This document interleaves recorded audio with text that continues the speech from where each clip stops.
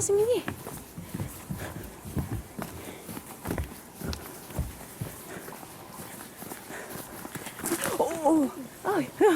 Okay. Go off trail. You can go that way a little bit. You can go this way a little bit. And I want you to kind of draw or write down observations about the color, the size, the shape, and anything else you can think of to observe about your rock. I'm going to give you about 5 minutes. So I'll call you back when you're done. Go ahead and color. 난 끝. 잘 들어? You've got a heart-shaped rock. 승민이 기분이 아주 좋아. 응? 기분이 아주 좋아. 네?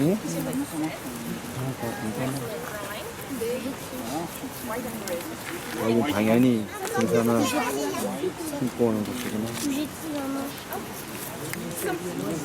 우리나라도 이런 거 있겠지? 설악산 가면?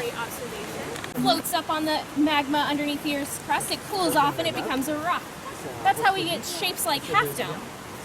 So you might wonder, how did John Muir figure out that it was carved by glaciers, giant rivers of ancient ice? Well, when you're looking at Yosemite Valley, you might notice that it has a shape. Yosemite Valley is shaped like a U. And other canyons, so if you do some other hikes in Yosemite, especially higher in the high country, you might find valleys that are shaped like that. So valleys come in two shapes. They come in V shapes and U shapes. And what John Muir figured out, and several other geologists, rock scientists, they figured out that when a glacier comes through, a glacier is big and fat and flat on the bottom. And so when it moves through an area, it carves out a flat shape on the bottom. And it also drops a lot of rocks. So if you're exploring near the river, you'll see lots of tiny rocks. They're kind of right in here. Lots of tiny rocks that those glaciers left behind. River valleys, on the other hand, if it's just carved by water, it's going to make a V shape. So if you go and look at Upper Yosemite Falls today, look very closely to right where it comes over the top of the very top of the waterfall. It's going to be shaped a little bit like a V because that's just being carved by the water. So as the water moves over the rocks, it's taking little tiny bits as it goes, and eventually it makes a big V shape. Great observations on your rocks, everyone. For our next challenge, I want you to look kind of between your head and your waist while we hike, okay? So look at things in the middle range.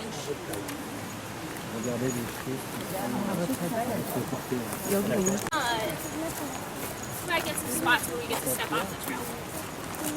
Something you should only do with the ring. 너무 좋네. 다들 이렇게 On va faire le tour du on va faire 40 mètres. 어떻게 레인저 프로그램도 늦어가지고 하려고 했더니 인생이 이거는 파이어고 이거는 파인트리고 다르잖아. Alright, once we all gather back up. So what are some things you can do a rubbing of the tree? Some people in the group have already figured out how to do a rubbing. You take a page and you rub your crayon on it. You push it up against the tree bark and you rub your crayon on it. Not on the tree bark, but on your page. So what you can do is draw a picture. So for example, maybe I'll draw a tree. And then I would say if it's really tall, maybe I would draw a picture of me next to it to show that it was really tall. And then maybe what color it is. So color, size. And I also want you to get close to the plant and see if it has a smell.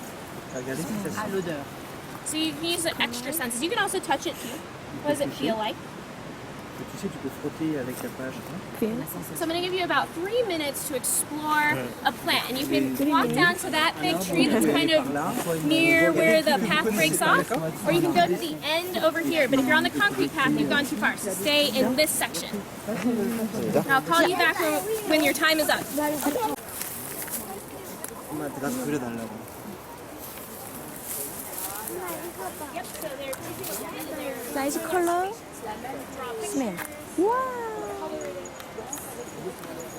nature notebooks, and we just wrapped up this activity. What kind of plants did we see? Looks like I see some trees in our notebooks. Saw some bark rubbing. Excellent. It's tall and brown. Those are great. Yep, you could do that too. So it's got this thick bark. This bark can be several inches thick. So if a fire comes through, the big leaf maple, like some people saw, it has the big maple-like You leaves. go to ICP. And the alders and the cottonwoods, they're going to burn away. But the ponderosa is going to stay because it's got this thick bark. And if you explored this tree, the red cedar, it's another tree that's adapted to fire. And then this one over here is a cousin to the sequoia. And so we've got a lot of different kinds. And it's got a really big cone. Does anyone see a big cone near my feet? There's one right there. If someone wants to grab it for me. Thank you. So this is what a ponderosa cone looks like. If you see a cone about this size that's spiky, so if you touch it, it's going to poke your fingers. That's the ponderosa pine. The easy way to tell the difference between a ponderosa pine and a Jeffrey pine, if you go exploring up high, is ponderosa pine cones are pokey, Jeffrey pines are friendly. So they don't have the spines like the ponderosa does. Yep, that's also a ponderosa. The other way to tell is they're the only pines in Yosemite that are going to have needles that are longer than your hand. So if you find a tree that has needles, which is a special kind of leaf that pines have, pines and firs and spruces have. If it's really long, you're looking at a Jeffrey pine or a ponderosa pine. What is this? That's probably a branch that fell off one of the trees. So I've got another ponderosa cone here. It looks kind of funny. So based on your what do you notice about this cone? Give me some observations. Some things we notice. Yeah, it's skinny. Is it missing something? Squirrels ate it. Ah, some people think ate it. Squirrels ate it. You're right. Squirrel ate it. Yeah, the squirrels ate it. So we have a couple different species of squirrel. Find my animal Ah, dis, card. Annie, c'est vraiment t'as raison, c'est vraiment des écureuils. In my book. Il y a plusieurs formes d'écureuils. Tom, it looks a lot like this when you're done.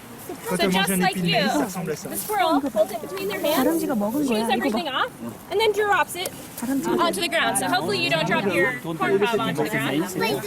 But over time, if you look around, the squirrel is creating a giant trash pile 맞네 여기. called a midden. We're sitting in one. 다 먹고. You know, so a squirrel lives in this tree, and we can tell that based on all of the pine cone cobs, and we found some more because there's a squirrel that lives in this tree, and probably one of these or one of these, a gray squirrel or a 먹으려고.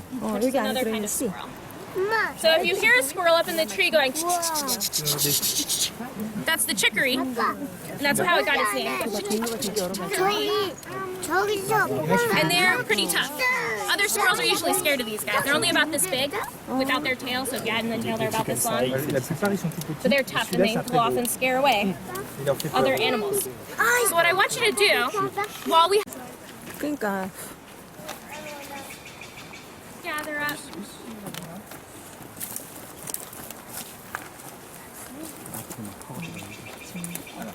all right. So here, I have a tree called a Douglas fir. I know it's a Douglas fir because it's got kind of a silvery gray bark. And if I look really high up, it's got short needles. And if we could reach the needles, they would be soft and friendly. So firs have friendly needles.